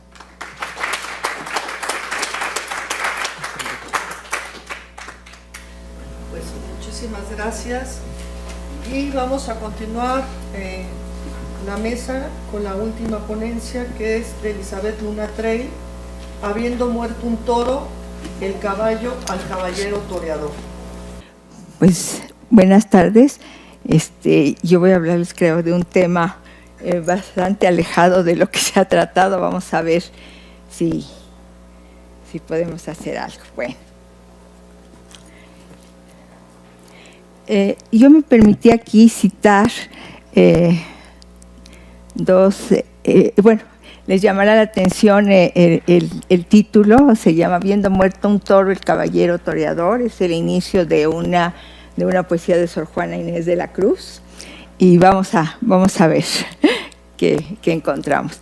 Y bueno, pues me gustaría decirles que encontré esta cita de un gran músico mexicano, Carlos Prieto, donde se pregunta: ¿no es digno de interés el fenómeno taurino cuyo origen se pierde en las profundidades del tiempo y que en nuestros días sigue despertando tantas pasiones y controversias? Y él a su vez cita a Rafael Alberti: una sonora soledad lejana, fuente sin fin de la insomnio emana, la música callada del toreo. Bueno, pues vamos a empezar. Las corridas de toros estuvieron presentes desde muy temprano en la vida de la Nueva España. Consta que el 24 de junio de 1523 se corrieron toros en la Ciudad de México para festejar el retorno de Hernán Cortés de su expedición de las Cibueras.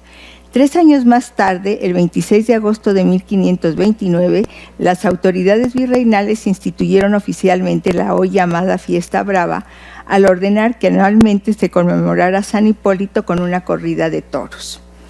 El ganado bovino traído por primera vez a nuestro país vía las Antillas, aún antes de consolidada la conquista, se reprodujo pronto y abundantemente. Desde fechas muy tempranas puede decirse que se hallaba ya extendido por todo el territorio del virreinato.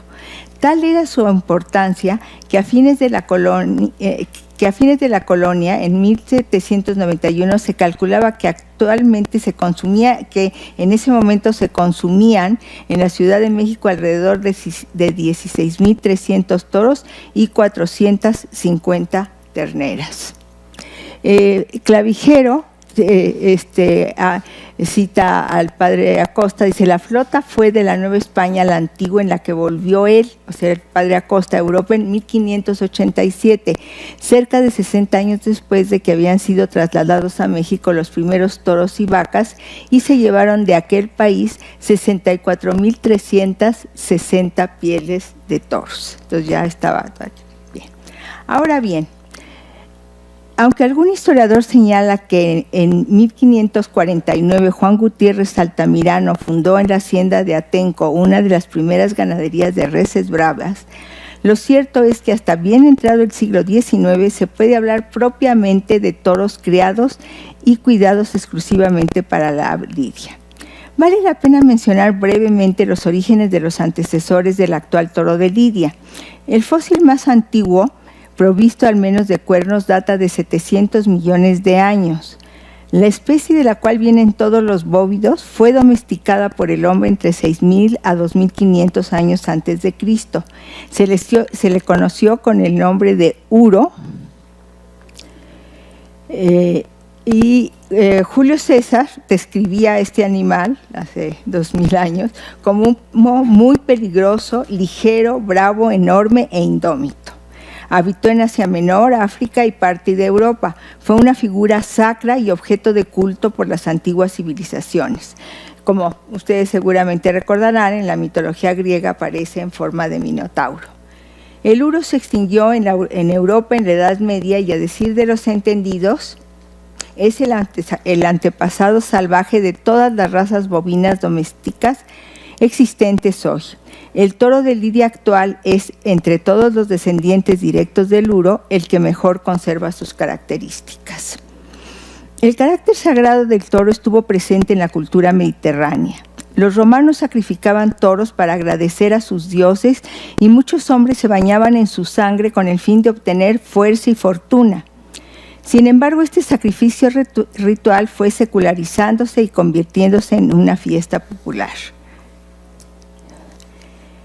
En las cantigas de Santa María de Alfonso X el Sabio, 1221-1223, aparecen ilustradas fiestas, aunque bueno, esta no es de una fiesta, pero en fin, no encontré. Aparecen ilustradas fiestas populares que muestran la costumbre de hacer intervenir un toro en las ceremonias nupciales. En estas fiestas sería el toro para hacerlo sangrar con el fin de poner su sangre en contacto con los vestidos de los novios. El fin de esto no era enfrentarse al toro, sino estar precisamente en ese contacto de la sangre y para que los novios se apropiaran de una pequeña porción de esa sangre y por lo tanto participaran de su poder regenerador, lo que les hacía aumentar sus esperanzas de descendencia. Los criados y amigos del novio sacaban al toro más bravo del matadero y lo corrían con sus capas a la casa de la novia.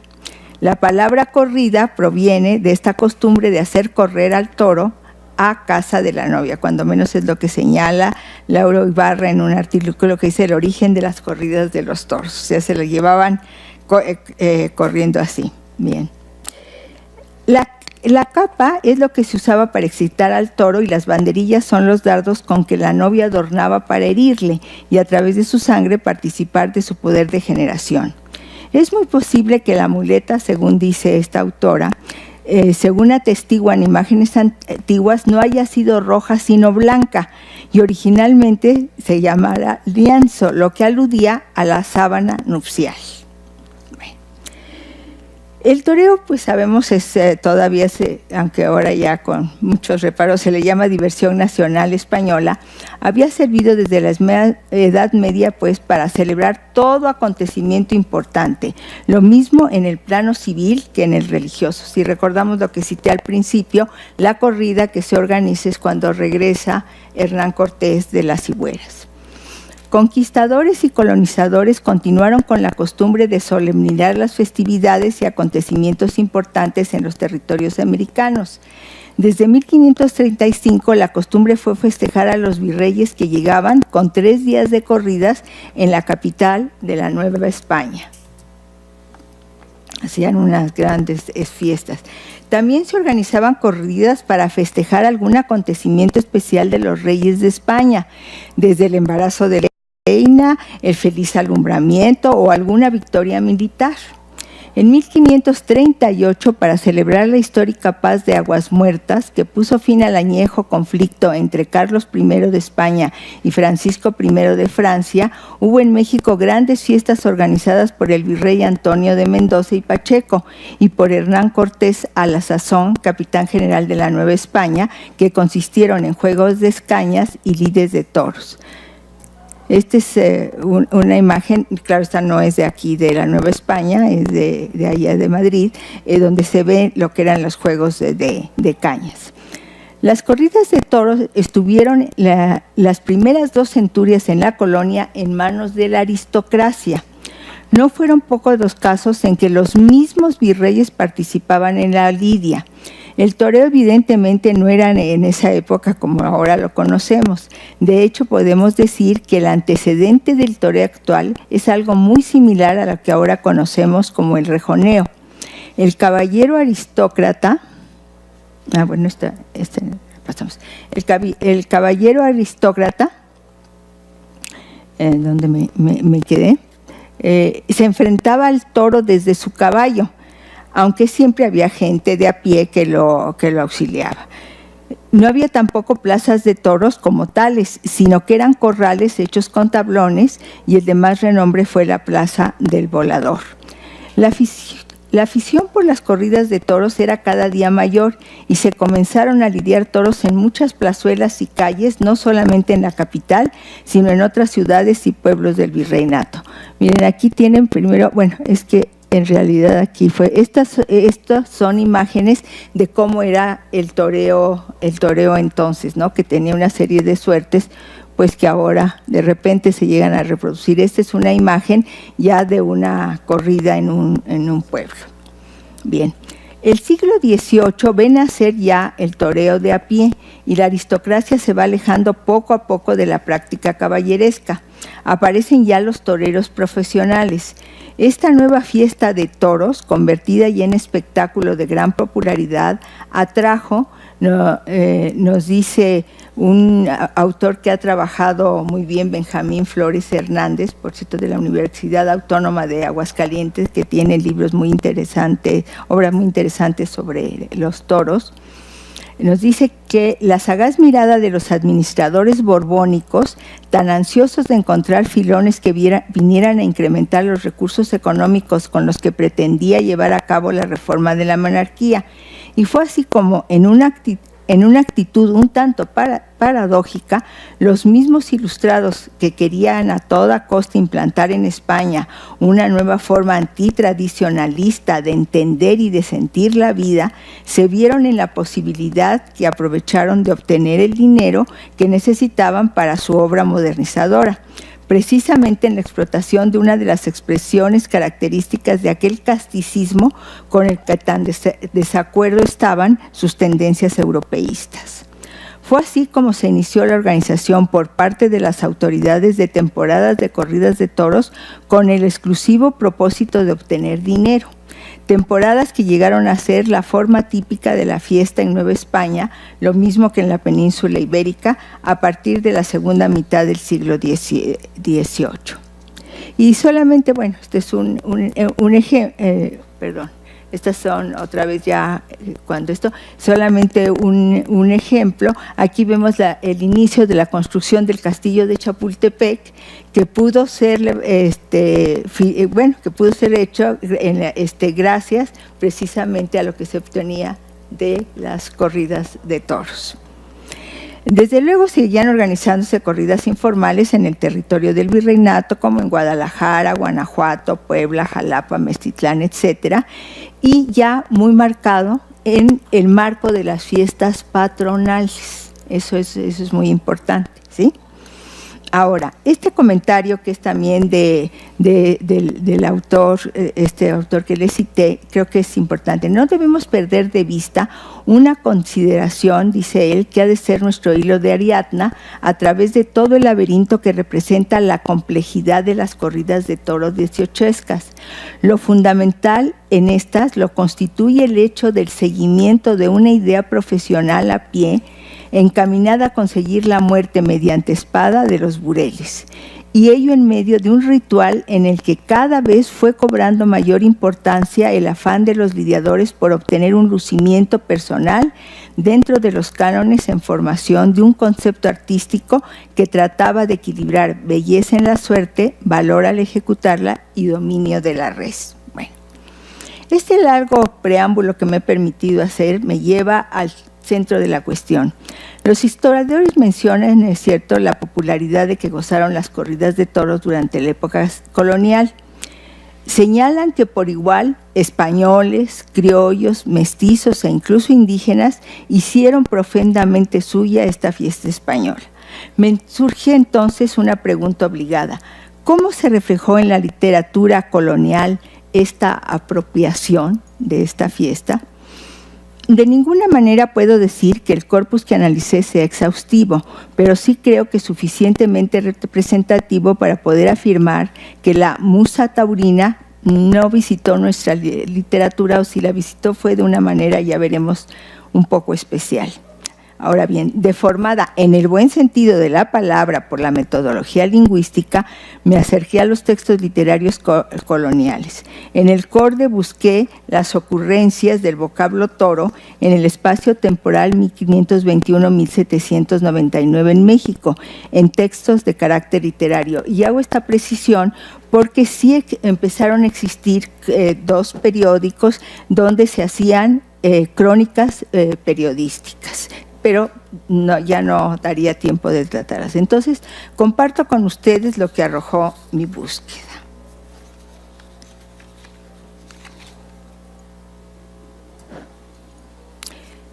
Y vamos a analizar, perdón.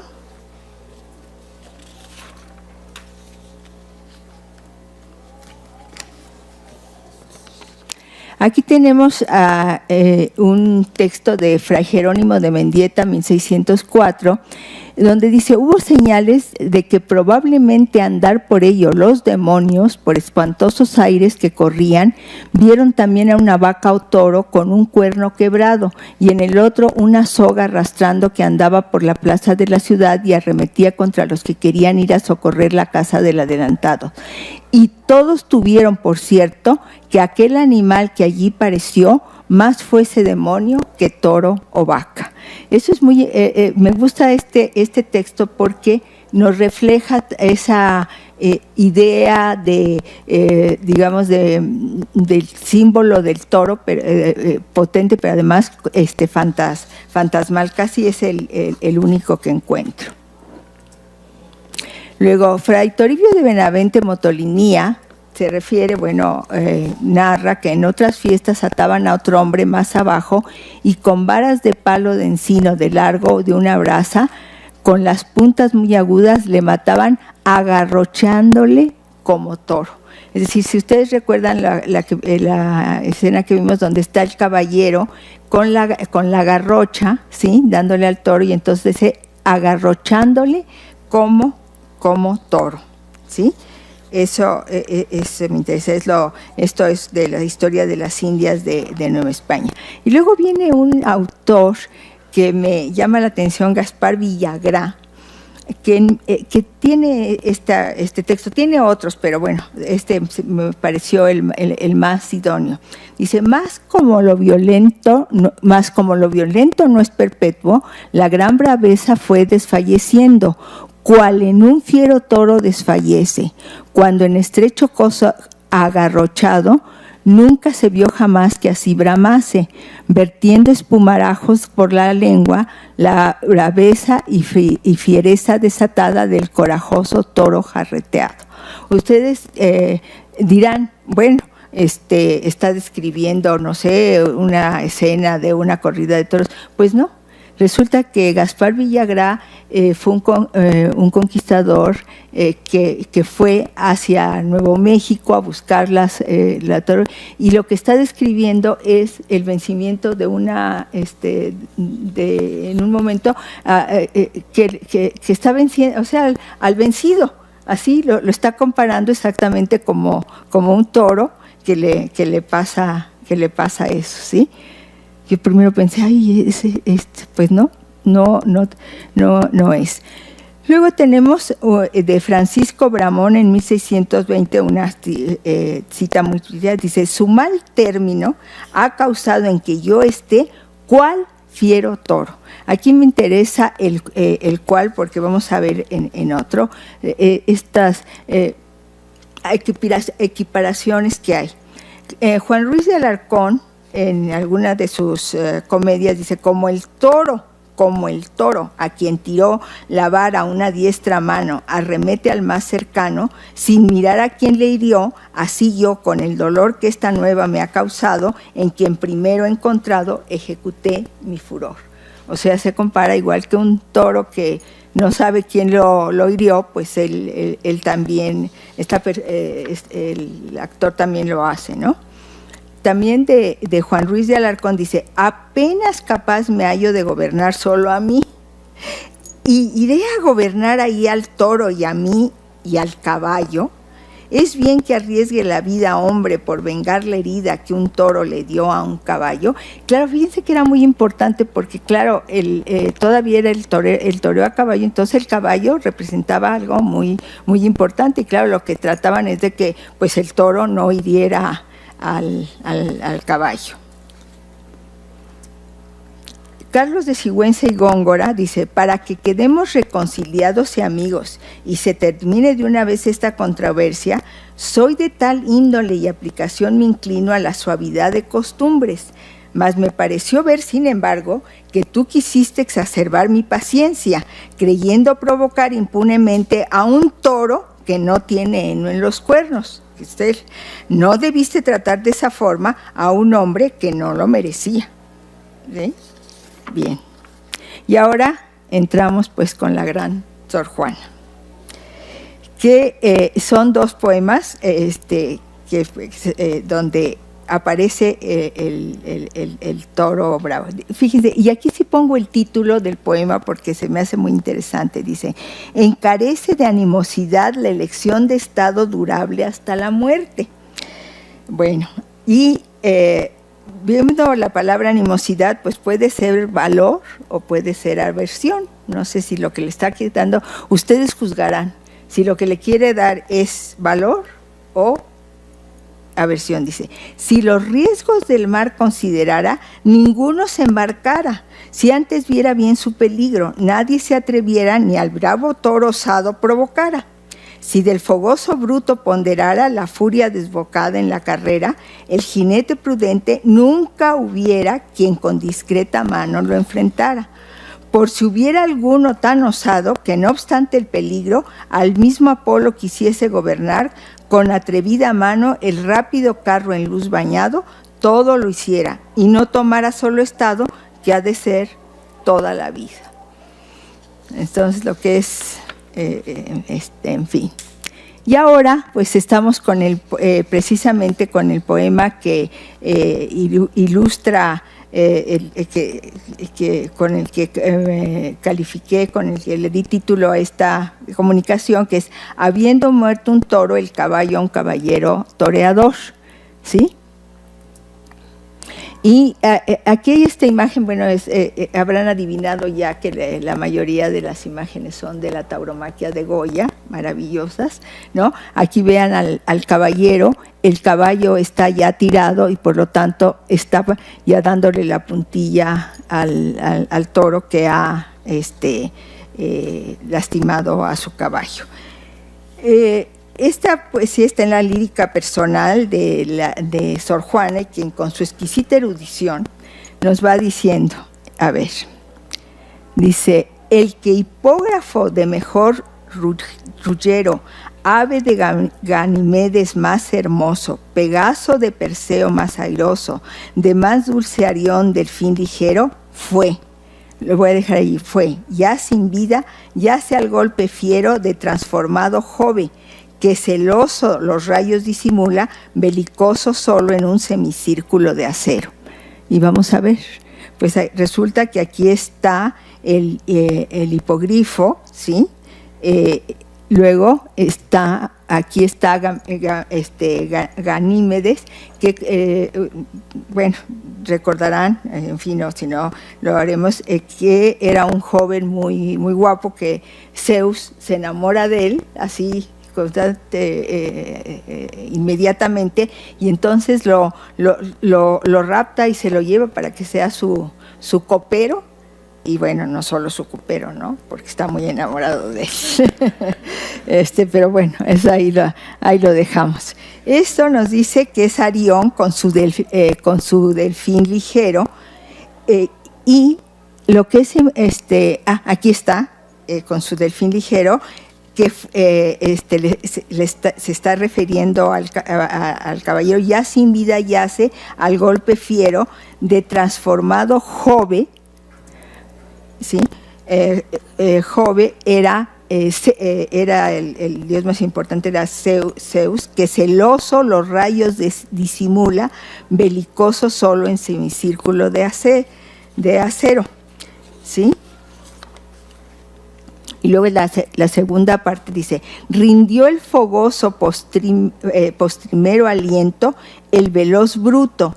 Aquí tenemos la palabra bruto, el vocablo bruto, como refiriéndose al toro, a impulso soberano, pero de su dolor que tuvo siento más de afectivo y menos de inhumano, pues fue de vergonzoso sentimiento de ser bruto, rigiéndole tal mano.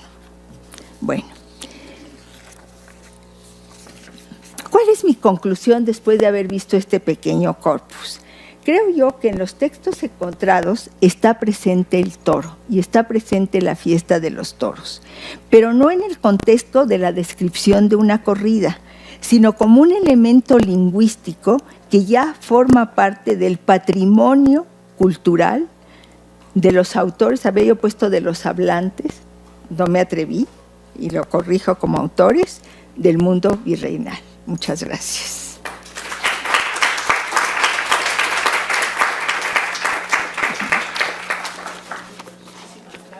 No, gracias a ustedes. Y tenemos tiempo para preguntas. Las 4 exposiciones, ponencias que tuvimos ahora. Y bueno, ya luego lo sacamos, ¿verdad? Pero, sí. ¿Quién se anima a preguntar? A ver. Con respecto a la ponencia, Sí. me pareció maravillosa. Gracias. Dos datos que yo creo que pueden ampliar la investigación. Sí. La primera es en la emblemática del Ciato, en el emblema del Minotauro. Sí. Al Ciato propone al Minotauro, pero al revés. O sea, pone a la cabeza del hombre, pone la cabeza del hombre y el cuerpo del toro, y pone el estandarte del Senatus romano. Eso generó una tradición emblemática en Europa y en España, por supuesto en Nueva España, donde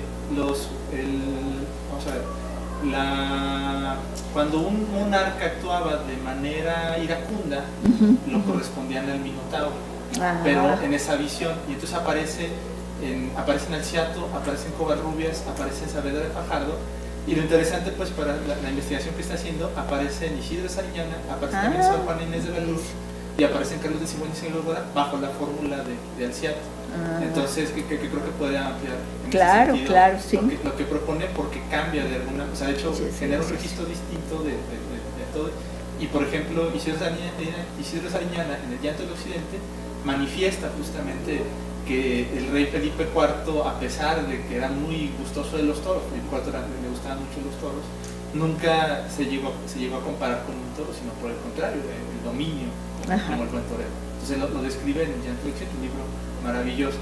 Ay, muchas gracias. Y luego hay otra referencia, bueno, o sea, en la mayoría de los textos que usted lo mencionaba, de los textos de fiestas de estados, aparece la cuestión de las corridas de toro. Pero hay un poemario que yo creo que ese va a ser, o sea, puede rematar muy bien esta investigación que está realizando. Es el arco triunfal, o más bien es un poema del arco triunfal al conde de Galvez, o a Galveston, al virrey Galveston, que incluso en el castillo de Chapultepec hay una pintura donde él está encima, está en un caballo, pero está en el acto de toro. Y el poemario es justamente, describe la corrida de toros, donde Galveston se hace partícipe y describe cómo está toreando. Qué bien, qué interesante, muchas gracias. Con esta descripción que genera. Los dos textos se encuentran en la Biblioteca Nacional de México, lo cual sí, pues mucho, claro. Y último dato, no lo había notado, pero ya me acordé. También cuando Iturbide, lo de Iturbide es genial, por las vicisitudes de su gobierno, nunca en el ritual de juras y de ascenso a monarcas, que tiene que estar expuesto, se tenía que cerrar con una corrida de toros. Dado que él asume el poder, pero con muy poco dinero en el erario, decide posponer las corridas de toros, y las pospone.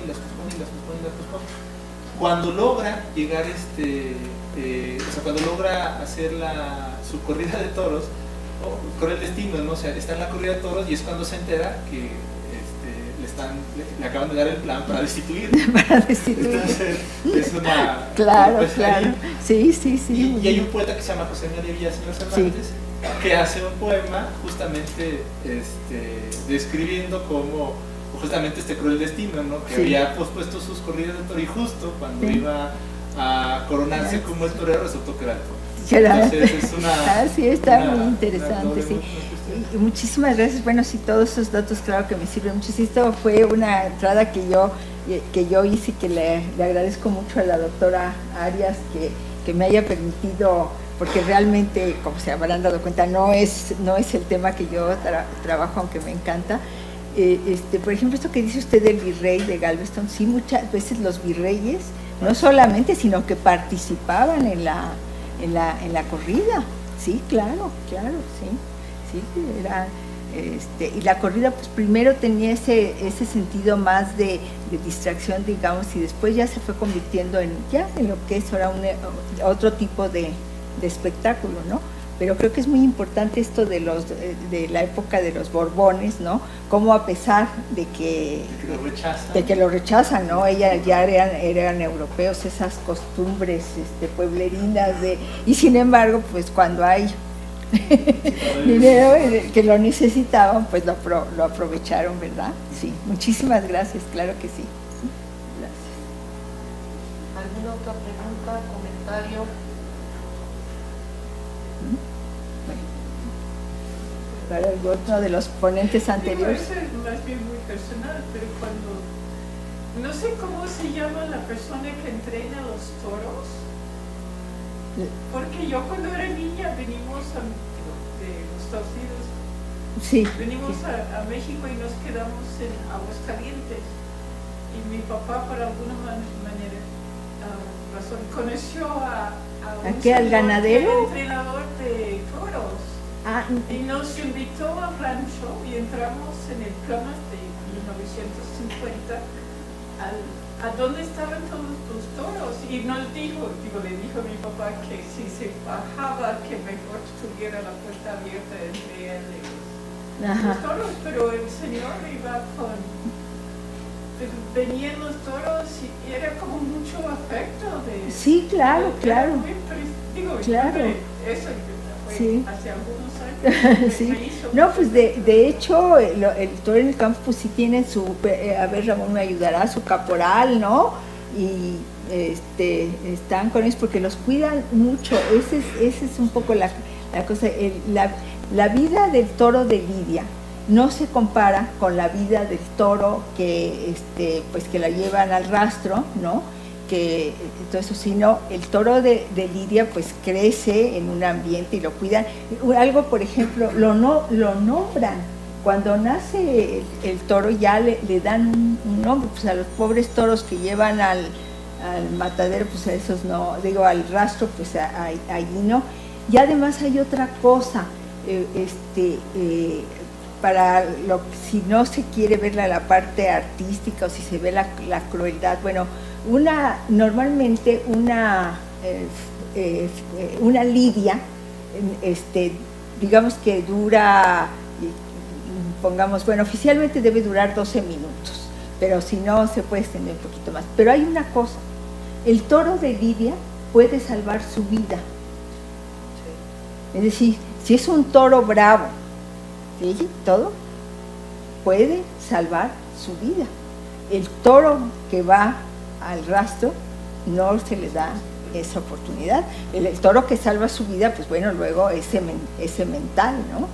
Entonces, para no meternos en toda esta cosa ya artística que es difícil para... digamos, yo cuando alguien me dice, pero ¿cómo es posible que te gusten las corridas de toros? Yo fui, bueno, yo quiero decirles que yo fui, por mis papás, yo fui a la Plaza de Toros desde muy chiquita, pero desde los 8 años hasta los 20 y tantos años, yo iba tanto a lo que se llama la temporada grande como la temporada de novilladas. Entonces yo veía cómo se formaba el toro, los toreros, ¿sí? Cómo llegaban y tenían que tomar lo que se llama tomar la alternativa, así como nosotros que nos recibimos, bueno, sí, y cómo algunos, pues a veces se adelantaban y pues no les iba tan bien ya como matadores, porque después de todo, al novillero se le perdonaban ciertas cosas que ya no se le perdonaban al matador, ¿no? Bueno, quienes me conocen, si no me presento, yo soy investigadora de aquí del instituto de hace muchos años, soy ya la decana del Centro de Lingüística Hispánica, que lleva el nombre de mi maestro de toda la vida, Juan M. López Blanch. Y quiero decirles que el doctor López, a quien yo le tuve muchísimo respeto y afecto y que pues afortunadamente fue recíproco, aborrecía los toros. Pero los aborrecía así, no, me decía, pero ¿cómo es posible, Elizabeth? Que le decía yo, no, maestro, mire, porque siempre le dije maestro, nunca le dije doctor, porque para mí era mi maestro, no era el doctor. Les digo, de eso no discutimos, de eso no discutimos. Me dice, ¿no recuerda usted cómo termina la novela de Blasco Ibáñez, de Sangre y Arena? Pues no, maestro, dice, y la fiera ruge allá a lo lejos, dice, pero no es el toro, es el público. Ah, caray. Le digo, sí, maestro. Y entonces le digo, ahí no entramos. Le digo, pero ¿no ha leído usted a García Lorca, por ejemplo? Sí, por ejemplo, una de las cosas que a mí un trabajo que hice, por cierto, siendo alumna, que me encanta, bueno, García Lorca está tan trabajado, pero tiene unas metáforas taurinas maravillosas verdaderamente, pero no, mi maestro nunca lo aceptó. Pero bueno, en ese punto discrepábamos, pero no tocábamos el tema para que no hubiera problema. ¿Sí? Bueno, pues creo que